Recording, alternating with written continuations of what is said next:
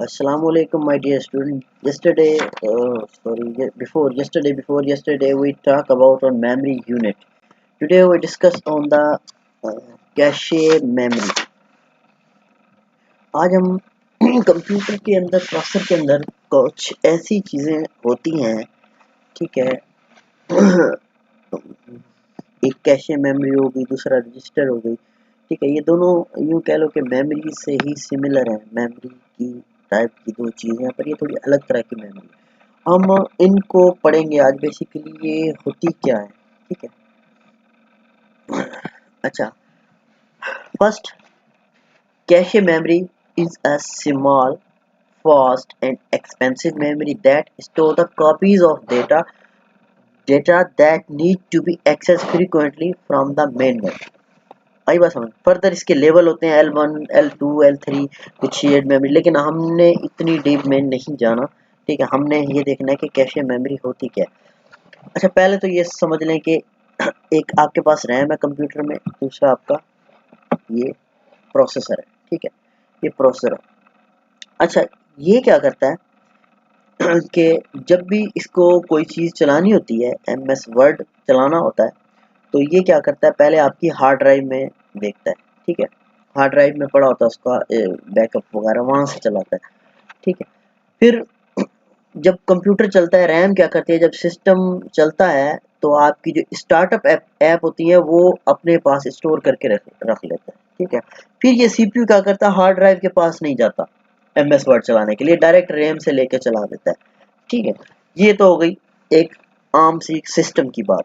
पर ऐसा होता है कि आप MS वर्ड में बार बार जो है क्या कहते हैं कि काम कर रहे होते हैं, ठीक है।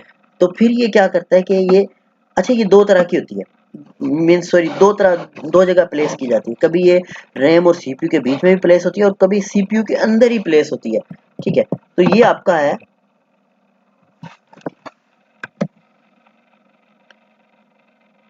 ये है कैशे।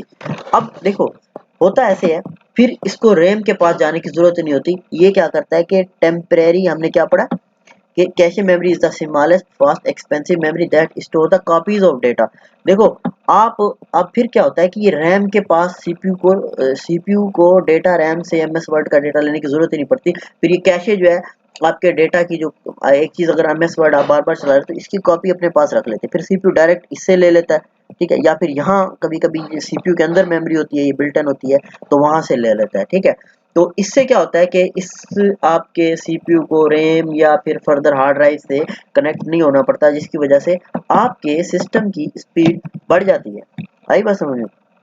ये फिर स्पीड ज्यादा हो जाती है। ये है कैशे मेमोरी। आई बात समझ में कि ये फ्रीक्वेंटली आप जो चीजें यूज करते हैं, तो उनका जो है वो डेटा कैशे मेमोरी संभाल के रख लेती है। फिर आपको वो हार्ड ड्राइव के पास जाने की जरूरत ही नहीं पड़ती कि आपको वो वहीं से उठा के दे देती है।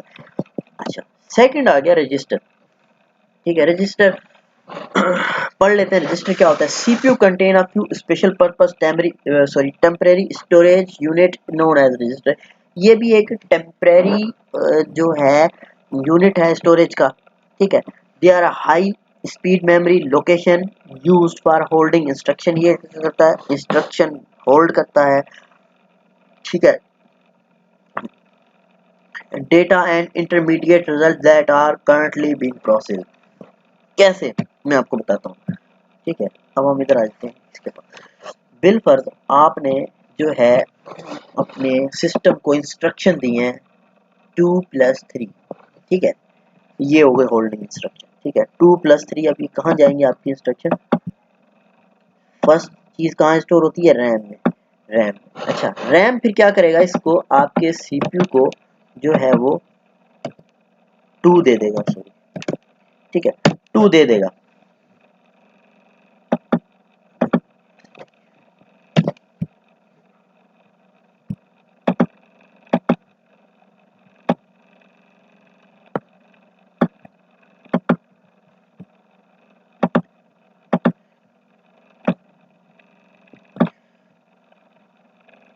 ठीक है। अच्छा, ये इन चीजों का आपस में कनेक्शन होता है सिस्टम में, ठीक है। अच्छा, फर्स्ट आपने 2+3 इंस्ट्रक्शन दी अपने सिस्टम को, ये 2 रैम में जाके फिर आपके पास आएगा सीपीयू के पास, ठीक है। अच्छा, उसके बाद ये इंस्ट्रक्शन आएगी कौन सी, अच्छा प्लस, तो चलो ठीक है, अरिथमेटिकल ऑपरेशन है, ठीक है। फिर उसके बाद आएगी प्लस के बाद 3। अब सीपीयू एट अ टाइम एक इंस्ट्रक्शन स्टोर कर सकता है, मेरी बात ध्यान में रखिएगा, एक इंस्ट्रक्शन स्टोर कर सकता है। अब C2 तो उड़ गया, इसकी जगह क्या आ गया 3, ये तो बड़ा मसला हो गया, ठीक है। अगर इंस्ट्रक्शन ही नहीं सेव करेगा सीपीयू तो फिर आपको रिजल्ट कैसे देगा, मीन्स उसने 2 तो आगे कर दिया, क्योंकि देखो उसके पास कैपेसिटी कितनी थी, एक इंस्ट्रक्शन की थी, लेकिन उसके पास एट अ टाइम ठीक है एक इंस्ट्रक्शन की कैपेसिटी थी, आपने उसको सेकंड इंस्ट्रक्शन दी, उसने दूसरी उड़ा दी, ठीक है। अच्छा, इस सूरत में क्या होते हैं, सीपीयू के अंदर होते हैं रजिस्टर, आई बात समझ में, यहाँ होता है रजिस्टर, ठीक है। अच्छा, ये आपने इसको दिया 2 दिया जब, ठीक है, 2 यहाँ आ गया, फिर उसके बाद जब आपने इसको 3 दिया तो 2 यहाँ चला गया, 3 इसमें आ गया, इस रजिस्टर में, ये रजिस्टर होता है, ठीक है, सीपीयू के अंदर प्लेस होती है। आप देखें मेरी बात सुनो, ये क्या कहता है, the special purpose temporary storage unit as a known register, ये टेम्परेरी स्टोरेज है, देखे ना, फिलहाल जो है आपने 2 दिया, ठीक है, सॉरी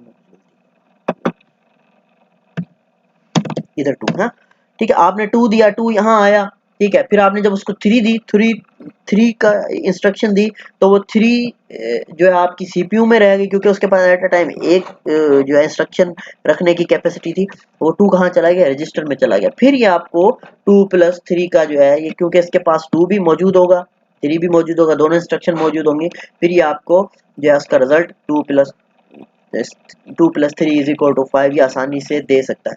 और फिर ये एक रजिस्टर नहीं होता, सीपीयू में बहुत सारे रजिस्टर होते हैं, ठीक है। हम कहते हैं सर ये तो 2+3, ये तो हमारी, अगर हम कोई कहें 1 2 3 4 मतलब कोई यूनिट में, कोई पॉइंट्स में अगर हम करना चाहें, ठीक है, मैं समझ रहा हूँ आपकी बात। तो इसका जवाब ये है कि आपके सीपीयू में एक नहीं बहुत सारे रजिस्टर होते हैं, और डिफरेंट काइंड के होते हैं, ठीक है। फर्स्टली आप रजिस्टर का काम समझेंगे, ठीक है, ये काम होता है रजिस्टर का कि सीपीयू एट अ टाइम एक इंस्ट्रक्शन जो है सेव कर सकता है, फिर उसको, उन इंस्ट्रक्शन को टेम्परेरी स्टोर करने के लिए रजिस्टर बनाए जाते हैं, आई बात समझ में, ठीक। ये था आपका कैशे मेमोरी और रजिस्टर, ठीक है। और इस हवाले से कोई भी आपका क्वेश्चन है तो मुझे यहाँ नीचे मेंशन करके वॉइस मैसेज भेजिए। थैंक यू, अल्लाह हाफिज़।